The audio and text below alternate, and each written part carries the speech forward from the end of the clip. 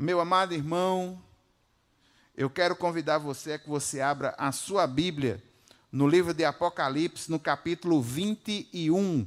Hoje nós vamos ver a Jerusalém celestial. Na quarta-feira passada nós vimos esse texto, dos versículos 1 a 8, quando João viu. O que foi que ele viu? Versículo 1. Então vi novos céus e nova terra, pois o primeiro céu e a primeira terra tinham passado, e o mar já não existia. Vi a cidade santa, a nova Jerusalém, que descia dos céus, da parte de Deus, preparada como uma noiva adornada para o seu marido. Ouvi uma forte voz que vinha do trono e dizia: agora o tabernáculo de Deus está com os homens, com as quais ele viverá. Eles serão os seus povos, o próprio Deus estará com eles e será o seu Deus. Ele enxugará dos seus olhos toda lágrima, não haverá mais morte, nem tristeza, nem choro, nem dor, pois a antiga ordem já passou. Aquele que estava sentado no trono disse: estou fazendo novas todas as coisas, e acrescentou: escreva isto, pois essas palavras são verdadeiras e dignas de confiança. Disse-me ainda: está feito. Eu sou o Alfa e o Ômega, o princípio e o fim. A quem tiver sede, darei de beber gratuitamente da fonte da água da vida. O vencedor herdará tudo isto, e eu serei seu Deus, e ele será meu filho. Mas os covardes, os incrédulos, os depravados, os assassinos, os que cometem imoralidade sexual, os que praticam feitiçaria, os idólatras e todos os mentirosos, o lugar deles será no lago de fogo que arde com enxofre. Esta é a segunda morte. Hoje, irmãos, nós vamos ver o fulgor, quer dizer, a beleza, o esplendor dessa nova Jerusalém, a noiva do Cordeiro. E eu quero lembrar aos irmãos que em Apocalipse, no capítulo 17, sobretudo dos versículos 1 a 3, João recebeu um convite. Qual foi o convite que João recebeu? João recebeu o convite para ver a queda da Babilônia com um nível de detalhamento maior. E aquele que convidou naquele momento, agora está convidando João para ver não mais a queda e nem nada ruim, mas para ver agora a beleza, o esplendor da cidade santa. E aqui uma observação muito importante. A cidade é a noiva. É uma alusão não à capital Jerusalém, a Jerusalém é a capital de Israel. O sentido não é meramente geográfico, por incrível que pareça, inclusive tem muita gente que lê esse texto com essa visão. Mas a ideia aqui, irmãos, é que essa cidade espiritual é a cidade espiritual de Deus. É aquilo que diz o teólogo Kistemaker. O outro teólogo muito conhecido também, chamado Warren Wiersbe, ele nos mostra, e nós conseguimos inferir isso dos textos, que a cidade eterna, essa Jerusalém celestial, ela não é somente o lar da noiva. Ela também tem características da própria noiva. A cidade espiritual não são os edifícios, são pessoas. A cidade, ela é santa e celestial. Perceba que ela é uma cidade que desce do céu. A sua origem é o céu. Não temos na terra nada igual a ela. Essa cidade, ela vem de Deus, ela vem com Deus. Um dos importantes teólogos que nós tivemos no Brasil, o Dr. Russell Shedd, ele diz sobre esse texto que tanto a noiva como a cidade santa são figuras para representar a igreja do Senhor em todos os tempos. Ele fala, nesse texto, João fala sobre o fundamento, João fala sobre os muros, João fala sobre as portas, João fala sobre praças e até mesmo habitantes. Vamos ao texto. Os versículos 9 a 11, o texto diz assim: um dos 7 anjos que tinham as 7 taças cheias das últimas pragas, 7 pragas, aproximou-se e me disse: venha, eu lhe mostrarei a noiva, a esposa do Cordeiro. E não era uma cidade? Está vendo como as duas coisas são próximas? Está vendo como as duas coisas, há um simbolismo muito forte e que une esses dois conceitos? É por isso que os teólogos apontam para isso. Tanto a noiva como a cidade são figuras para representarem a igreja em todos os tempos. Aí o versículo 10 diz: ele me levou no Espírito, do mesmo jeito que João viu lá a queda da Babilônia em detalhes, aqui ele recebe um pouco mais de detalhes sobre essa Jerusalém. Ele me levou em espírito, versículo 10, a um grande e alto monte, e mostrou-me a cidade santa, Jerusalém, que descia dos céus da parte de Deus. Ela resplandecia com a glória de Deus, e o seu brilho era como o de uma joia muito preciosa, como jaspe, clara como cristal. Eu quero ressaltar, irmãos, mais uma vez, o conceito no versículo 10. Para ver a Babilônia, quando o anjo chamou João, levou João para um deserto, um lugar que é associado a espíritos malignos, geralmente nos textos bíblicos. E aqui, para ver a esposa do Cordeiro, que é a Nova Jerusalém, João é levado para uma montanha. Perceba que, geralmente, esse contexto de monte, um grande e alto monte, montanha, no Antigo Testamento, geralmente era o lugar onde o Senhor se revelava. Em alguns textos poéticos, ele até habita. No livro de Isaías, no capítulo 2, no versículo 2, a gente vê muito esse contexto, o Santo Monte, essa ideia do monte. Então, aqui já existe o ensino pelos contrastes. João foi levado pelo Espírito, não ao deserto, mas a um alto e grande monte, para ver essa Jerusalém que desce dos céus. Não há nada igual a ela aqui na terra. Louvado e engrandecido seja o nome do Senhor. Veja no versículo 11, o resplendor dessa glória. O versículo 11 diz: essa cidade resplandecia com a glória de Deus, e o seu brilho era como o de uma joia muito preciosa, como o jaspe. Aí eu quero lembrar aos irmãos que no capítulo 4 de Apocalipse, no versículo 2 e 3, quando o trono do Senhor está sendo descrito, lá nos versículos 2 e 3, diz que no trono existe alguém, e que esse alguém é glorioso, e é representado como um jaspe maravilhoso. Ele está no trono. A ideia, irmãos, o texto nos mostra que o resplendor da glória desta cidade é reflexo do resplendor da glória de Deus. Louvado seja o nome do Senhor. Segue o texto, os versículos 12 a 14. Versículo 12, falando sobre a cidade. Ela tinha um grande e alto muro, com 12 portas e 12 anjos junto às portas. Nas portas estavam escritos os nomes das 12 tribos de Israel. Havia 3 portas no oriente, 3 ao norte, 3 ao sul, 3 ao ocidente. O muro da cidade tinha 12 fundamentos, e neles estavam os nomes dos 12 apóstolos do Cordeiro. Veja que nesse fragmento de texto nós temos aí 3 elementos muito importantes. Primeiro, o muro grandes e altos. essa ideia traz a ideia de prosperidade.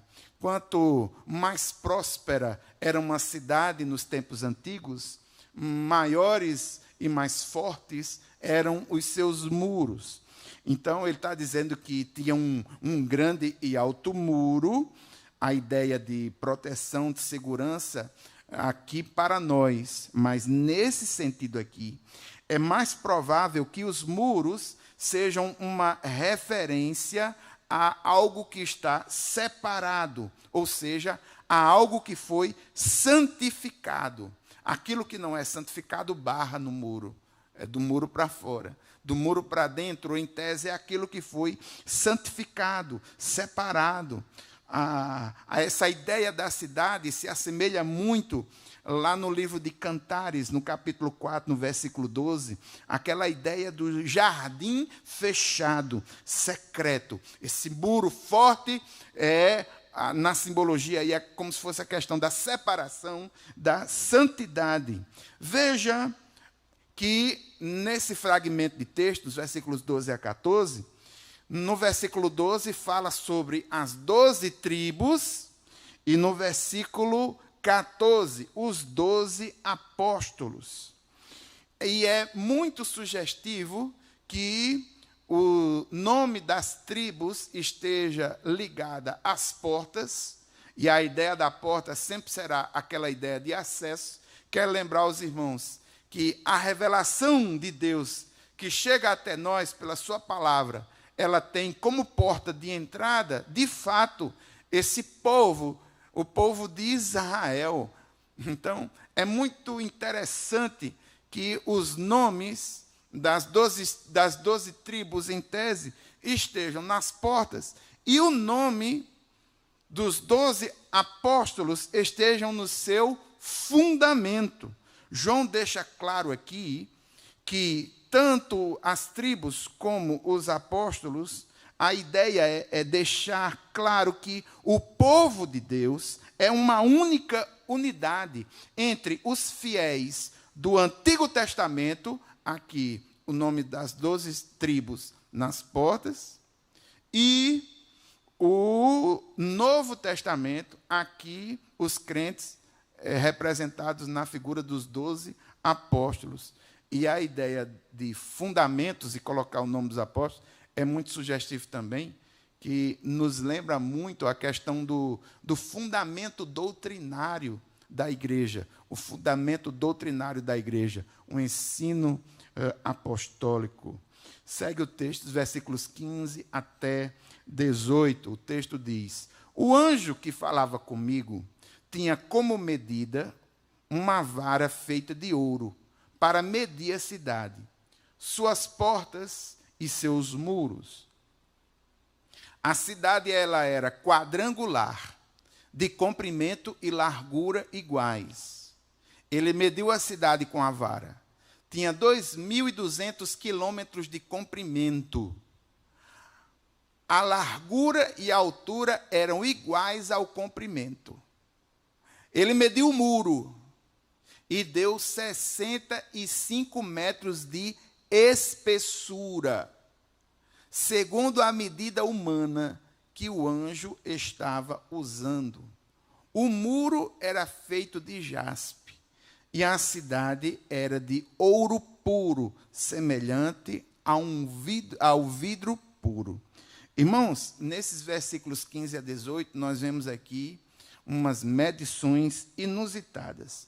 Primeiro, o ato de medir. De acordo com o Antigo Testamento, sobretudo profetas como Ezequiel e como Zacarias, a medição servirá, neste sentido aqui, para mostrar a grandiosidade da cidade e suas características. Perceba que essa cidade ela é muito interessante, porque ela é um cubo tridimensional de 2,2 quilômetros.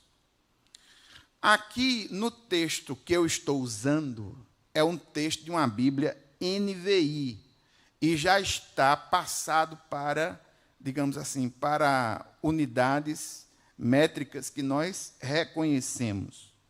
O texto original, ele fala dando a ideia de estádios, 12 mil estádios.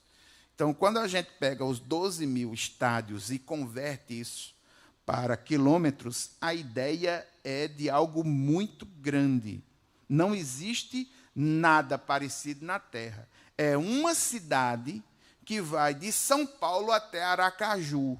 Se a gente fosse dimensionar isso, seria algo, um cubo tridimensional, as 3 dimensões, com 2.200 metros, de São Paulo até Aracaju. Não existe nenhuma cidade com essa dimensão na Terra. Ou seja, a ideia de mostrar essas dimensões e a forma como essas dimensões são tomadas, a ideia, a medida da cidade, ela é um símbolo de mostrar a majestade desse Deus, de mostrar a magnificência, o poder, a grandeza e a suficiência desse Deus. Aí perceba que o texto diz assim, que essa cidade ela é quadrangular, ou seja, ela é perfeita, toda retinha. Ela tem como pano de fundo, irmãos, sabe o quê? Ela tem como pano de fundo um lugar no tabernáculo e no templo chamado o Santo dos Santos. 1 Reis, capítulo 6, versículo 20, a gente vê isso com muita clareza. A referência dessa cidade, toda quadradinha, com dimensões iguais, a ideia dela é a ideia do Santo dos Santos. E eu trouxe aqui para os irmãos uma ilustração para mostrar aos irmãos. Esse desenho que está logo no centro é o desenho de um tabernáculo. Nesse tabernáculo, o tabernáculo praticamente está aí mostrado nas suas 2 principais partes. O local santo, que é o local aonde o sacerdote ficava, e que tinha, de um lado, geralmente do lado esquerdo, a menorá, do lado direito, a mesa dos pães da proposição, e na sua frente havia uma grande cortina que fazia a separação entre o santo e o santo dos santos. Esse lugar, Santo dos Santos, na sua dimensão, no tabernáculo, ele é um quadrado perfeito. Então, essa cidade, de alguma forma, ela está repetindo esse conceito. A ideia é dizer que Deus, na sua majestade, magnificência, grandeza, suficiência, perfeição, por quê? Porque nada está fora de ordem e tudo tem um equilíbrio dimensional. A cidade inteira, irmãos, é uma espécie de um grande Santo dos Santos. No Santo dos Santos, no Antigo Testamento, o que ficava lá dentro desse compartimento quadradinho era o quê? A arca que simbolizava a presença do Senhor, em tese, sobretudo naquela mesa que é chamada a tampa do propiciatório, que são aqueles 2 anjos que, ano a ano, os pecados do povo eram expiados e o sacerdote tinha a possibilidade de entrar nesse lugar uma vez por ano, depois de prestada todos os rituais de purificação que ele deveria fazer para poder passar essa cortina e entrar nesse lugar Santo dos Santos, que é um quadrado perfeito.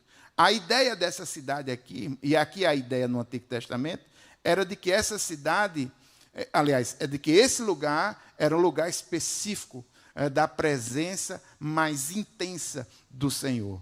E aqui em Apocalipse, essa cidade inteira é quadrangular, remetendo a isso. A cidade inteira é uma espécie de grande Santo dos Santos, onde a presença de Deus vai se manifestar.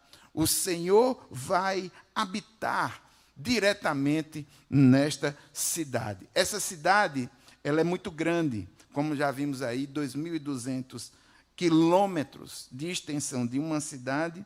A ideia é mostrada pelo simbolismo que é uma cidade vasta, perfeita, grande, maravilhosa, tão grande que os seus muros não chegam a ser não chegam a ser praticamente como ela. Eu vou explicar. Perceba. No versículo 17, fala sobre muros. Nos textos originais, dizem que esses muros têm 144 côvados. Aí, o muro, ele foi... a sua medida foi passada para metros. No versículo 17, diz que o muro foi medido e deu 65 metros de espessura. Irmãos, pense numa parede cuja espessura da parede seja 65 metros. Que altura essa parede não tem? Um muro que tem 65 metros de espessura. Que altura esse muro não tem? Agora veja, por incrível que pareça, esse muro, nessa altura toda, ele ainda é desproporcional ao tamanho da cidade. E os teólogos, nesse momento, veem que aqui existe um simbolismo. É que essa cidade, esse muro serve apenas como uma espécie de demarcação. O objetivo, em tese, ressalta o conceito de santidade, não o conceito de segurança. Então, a ideia é só de demarcação, de mostrar que ali é um lugar separado. E o versículo 18 mostra como o simbolismo nesses textos são fortes, porque diz que o muro era feito de jaspe e diz que essa cidade era de ouro puro, o que remete à figura da honra. A ideia de um ouro, que o próprio versículo 18 diz, que é semelhante ao vidro puro. Eu, particularmente, nunca consegui ver nenhum objeto, nenhuma ideia me vem à mente assim, de um ouro que, ao mesmo tempo que é ouro e é puro, ele é vidro e é puro. Então, perceba que esses conceitos trazem simbolismo. A ideia do vidro remete à ideia da transparência, da integridade, a ideia do ouro, a ideia da honra e a ideia também de coisas religiosas. Nós vamos aí agora para o versículo 19 até 21, as pedras. Os fundamentos dos muros da cidade eram ornamentados com toda sorte de pedras preciosas. O primeiro fundamento era ornamentado com jaspe, o segundo com safira, o terceiro com calcedônia, o quarto com esmeralda, o quinto com sardônio, o sexto com sárdio, o sétimo com crisólito, o oitavo com berilo, o nono com topázio, o 10º com crisópraso, o 11º com jacinto e o 12º com ametista. As 12 portas eram 12 pérolas, cada porta feita de uma única pérola. A rua principal da cidade era de ouro puro, como um vidro transparente. Mais uma vez aqui a gente vê elementos do Antigo Testamento. Eu vou voltar àquela figura que eu trouxe. Nessa figura que eu estou mostrando para você, você vê aí logo no centro o tabernáculo. Mas perceba que no lado esquerdo tem um senhor ali. Ali é o sumo sacerdote. O sumo sacerdote ele tem uma vestimenta especial. Na frente do peito dele tem uma espécie de colete chamada éfode. Nesse colete chamado éfode existem 12 pedras preciosas. Resguardada as devidas diferenças, os fundamentos dessa cidade têm 8 dessas 12 pedras preciosas. E existem 4 pedras aí que são diferentes nessa relação das pedras que estão no éfode do sacerdote no Antigo Testamento. Os estudiosos explicam que essas diferenças são pela imprecisão linguística, a imprecisão dos termos em hebraico. Então, muitos teólogos acreditam que a ideia era refletir aspectos desse simbolismo do Antigo Testamento nos fundamentos. Gente, o fato é muito simples. Ninguém pega pedra preciosa e coloca como fundamento de muro. Ninguém enterra pedra preciosa.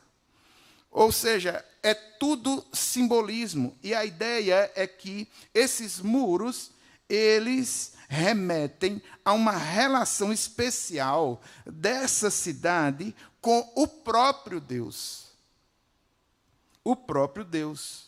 É algo maravilhoso, é algo muito bonito. E essa era a forma com que João conseguiu registrar aspectos disso, para que no seu sentido espiritual e religioso, nós pudéssemos ser alimentados em nossa alma como esperança.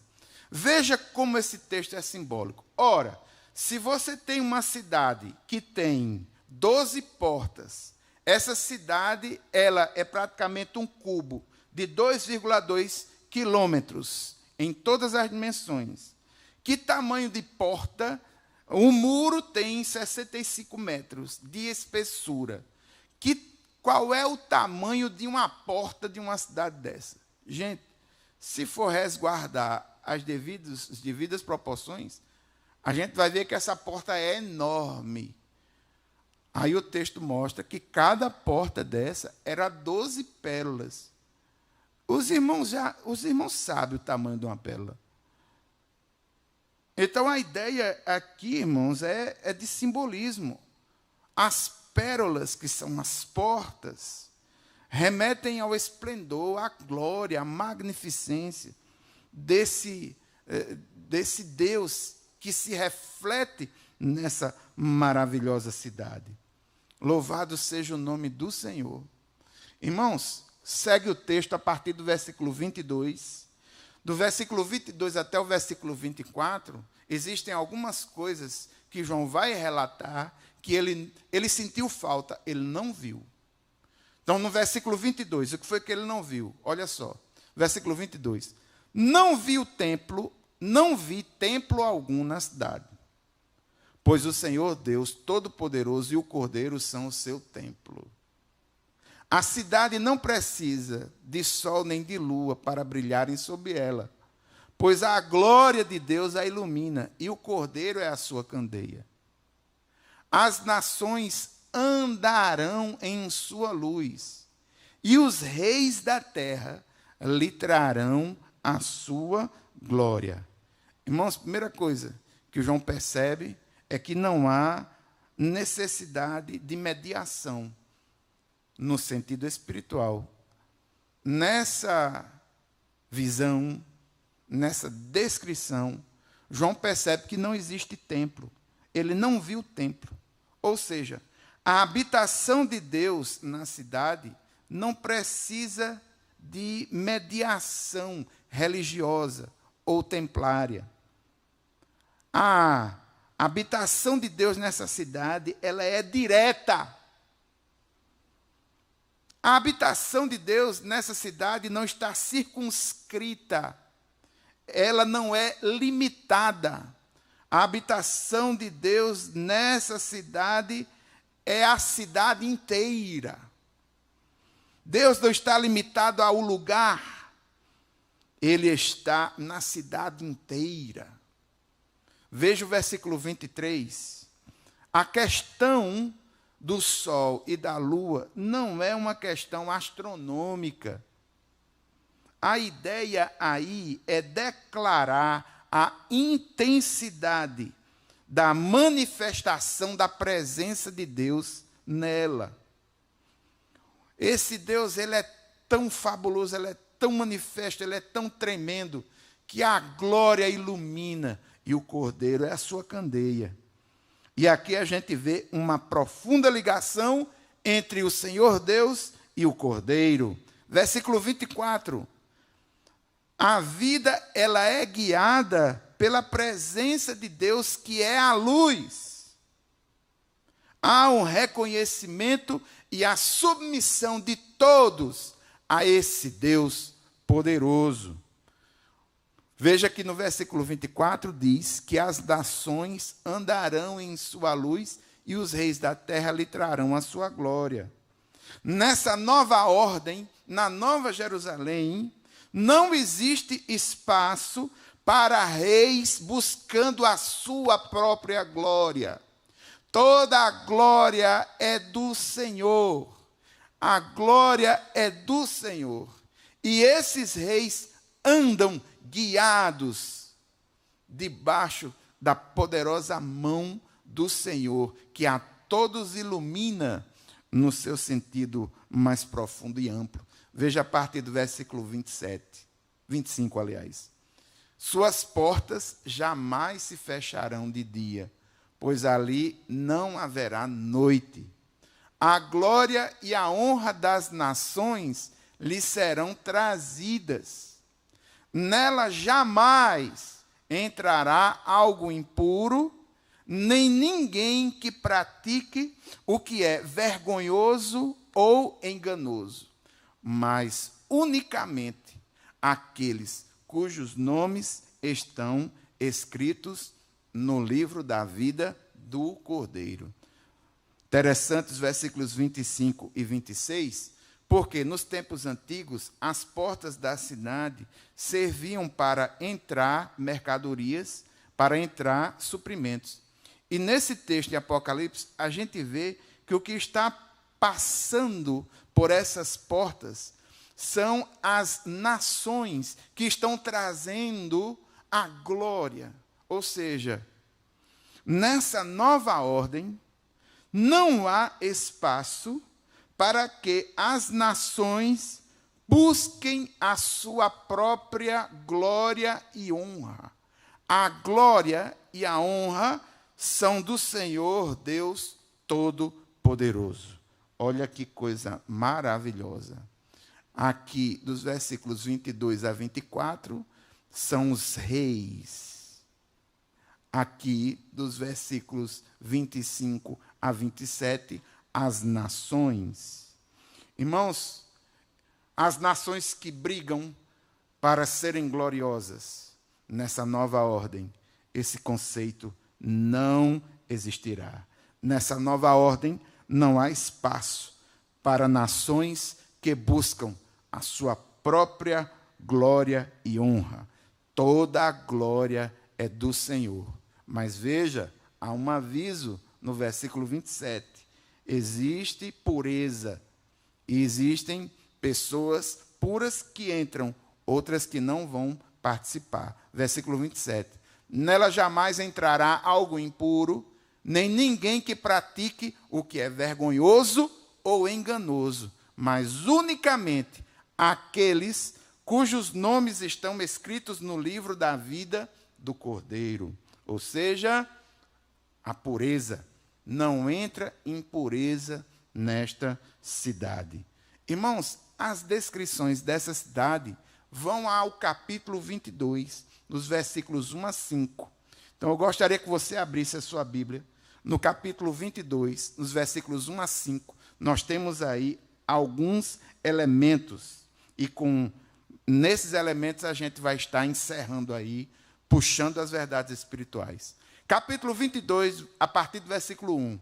Então o anjo me mostrou o rio de água da vida, que, claro como um cristal, fluía do trono de Deus e do Cordeiro, no meio da rua principal da cidade.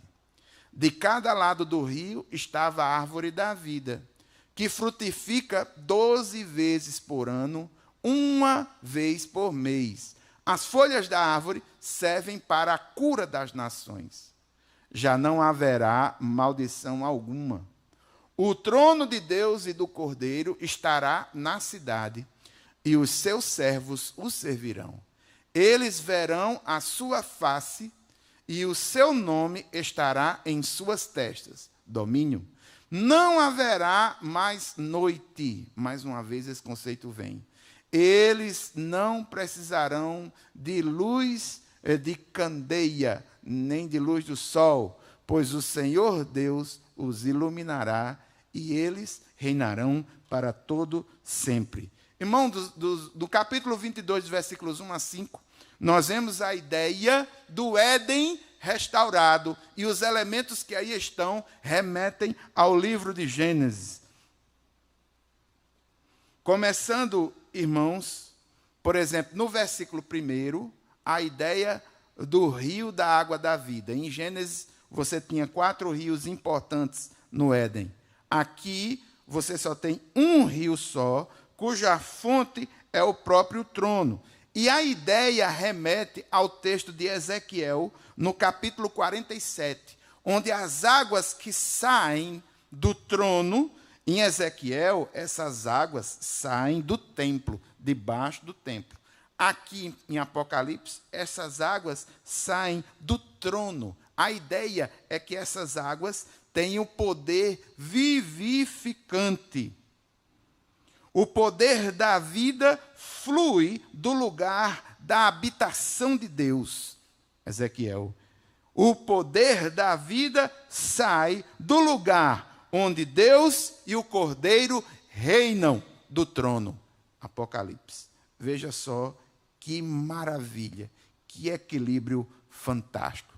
No versículo 2, nós temos aqui uma informação linguística. No versículo 2, o texto diz que essa água, ela jorra no meio da rua principal da cidade. De cada lado da rua estava a árvore da vida que frutifica 12 vezes, versículo 3.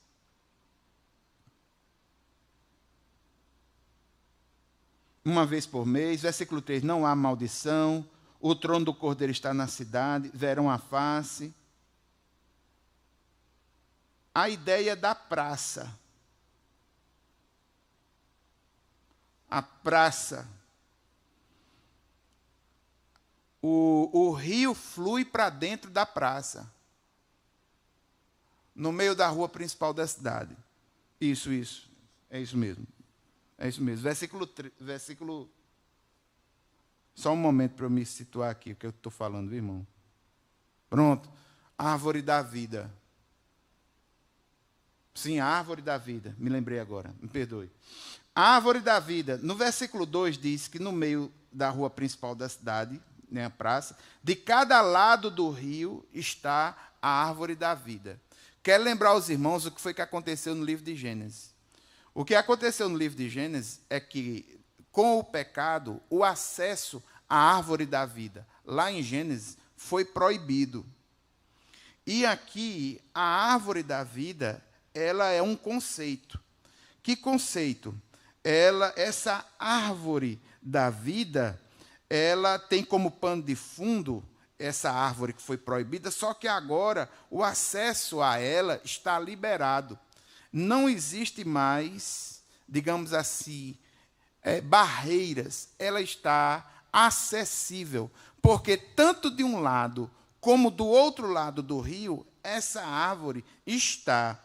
O texto aí remete à ideia de um singular coletivo. Ele coloca a árvore da vida, mas essa mesma árvore está em 2 lados do rio, o que remete a que ela agora está acessível. Veja como existe uma sincronia desse texto com o Éden. É como se aqui o Senhor estivesse mostrando, através dessa visão a João, uma redenção daquele jardim edênico. Versículo 3 mostra a função do povo de Deus. O trono de Deus e do Cordeiro está na cidade, seus servos o servirão. A gente viu que as nações levam a glória para a cidade, a gente viu que os reis levam a glória para a cidade, e os súditos do reino, os servos, nessa cidade, se rendem humanamente, no sentido, né? Existe servidão, os servos estão servindo, a rendição humana é muito importante. Aqui, uma grande prova. Os reis não buscam a glória para si, levam a glória para essa cidade. As nações não buscam a glória para si, levam a glória para esta cidade. E através dos servos, Estes servos não buscam os seus próprios interesses, mas são pessoas que servem nessa nova ordem. Adoração e obras, serviço, é submissão ao trono, é submissão a Deus e ao Cordeiro. Seguindo adiante, no versículo 4, a gente vê algo fantástico. Eles verão a sua face e o seu nome estará em suas testas. É uma linguagem de intensidade. É o objetivo de todos, ver a face do Senhor. Essa linguagem de intensidade a gente também vê no livro de Êxodo. E nós vamos ver essa face, gozar dessa face, se alegrar dessa face, dessa presença, eternamente.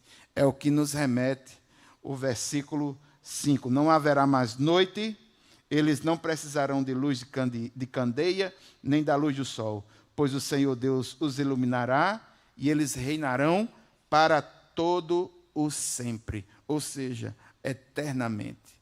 Irmãos, eu gostaria de ressaltar algumas verdades espirituais com base nesse texto. Em primeiro lugar, ressaltar que a Nova Jerusalém é fantasticamente bela. Sabe por quê? Porque ela reflete a glória de Deus. Louvado e engrandecido seja o nome do Senhor. A Ele toda a glória. Isso nos dá, irmãos, um indicativo de significação de vida muito grande. Que tudo o que você fizer seja para a glória de Deus. Que tudo o que nós fizermos em nome dEle, de fato, seja para a glória dEle. Você viu que os reis entregam a glória, as nações entregam a glória. É um reino de servos adoradores, ou seja, não existe interesses particulares. Essa beleza, essa glória é do Senhor. A Ele sim, toda a honra e toda a glória. Um outro conceito muito interessante, irmãos, que está ligado à questão da religiosidade. Por incrível que pareça, nós fazemos uma associação do bem, do bom com o bonito e do mal com o feio. E esse sentido hoje de trazer a beleza dessa nova Jerusalém nos remete ao reinado do Senhor, algo que é bom, magnífico, perfeito, santo. São muitos qualificativos. É algo que desce do céu. Nós não temos paralelo algum aqui na terra. Mas vimos que essa cidade simbólica, ela tem portas. Ou seja, a ideia é de que ela é aberta a todos. Ou seja, povos, tribos, línguas, nações. Nosso Deus não é um Deus que faz acepção de pessoas. Nosso Deus não é um Deus de uma tribo, de uma etnologia, de um grupo social, de um grupo econômico, de rico, não, de pobre e rico, não. É um Deus de todos. A porta está lá. É aberta a todos, não haverá de fechar. Agora veja, não é pelo fato da porta estar aberta a todos que essa porta está aberta a tudo. Existe uma diferença. Esse lugar é um lugar santo. Veja os muros. Nas portas existem anjos. E para entrar nessa cidade, há um livro que registra os remidos que dela são, que dela participam, porque há uma ligação muito grande entre o estado de ser e o lugar, neste sentido, o livro da vida. Ela é uma cidade aberta a todos, mas não é aberta a tudo. É uma cidade bem fundamentada. Perceba que os seus fundamentos, lá estão os apóstolos, o que nos remete muito à ideia da doutrina dos apóstolos. E nela viveremos em plena comunhão com Deus. Só que as lições da Nova Jerusalém, elas são grandes, não apenas no seu sentido de nos mostrar a sua glória, mas também naquilo que a gente vê que nessa cidade não vai ter. E o que é que essa cidade não vai ter? Em primeiro lugar, não há necessidade de templo. Por quê? Porque não há necessidade de mediação. O Senhor habita em toda ela. Segundo, as necessidades, elas são supridas. Até a necessidade da luz é suprida, tudo é suprido pela presença do Senhor. Perceba que nessa cidade não existem portões fechados. É uma cidade que se transita livremente. Por quê?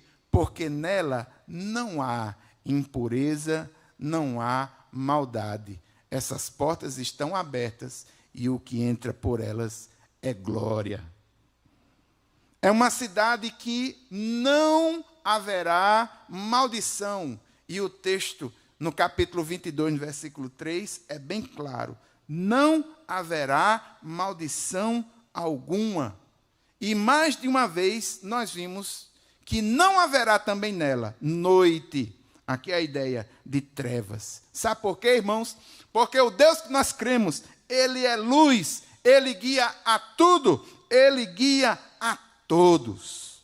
Louvado e engrandecido seja o nome santo do Senhor. Eu quero estar, eu faço parte. Você quer estar também? Você faz parte dela? Então, meu irmão, que essa alegria de ver a Deus como Ele é e de participar e estar nessa cidade que também é a noiva e que reflete a glória do Deus que a resgatou, que seja essa esperança que esteja firmada e forte em teu coração. Aí muitos dizem assim: pastor, por que pregar sobre o céu? Se a gente está vivendo na terra, em um contexto tão diferente dessa beleza que é mostrada nesses textos. Sabe o que é, irmãos? Porque Jesus é o nosso alvo. E o Cordeiro sendo o nosso alvo, nós haveremos de chegar aí um dia. Nós haveremos de estar participando disso um dia. E quando a minha vida tem esses valores como alvo principal, a minha vida deixa de ser medíocre. E eu começo a viver de acordo com os valores eternos do reino de Deus.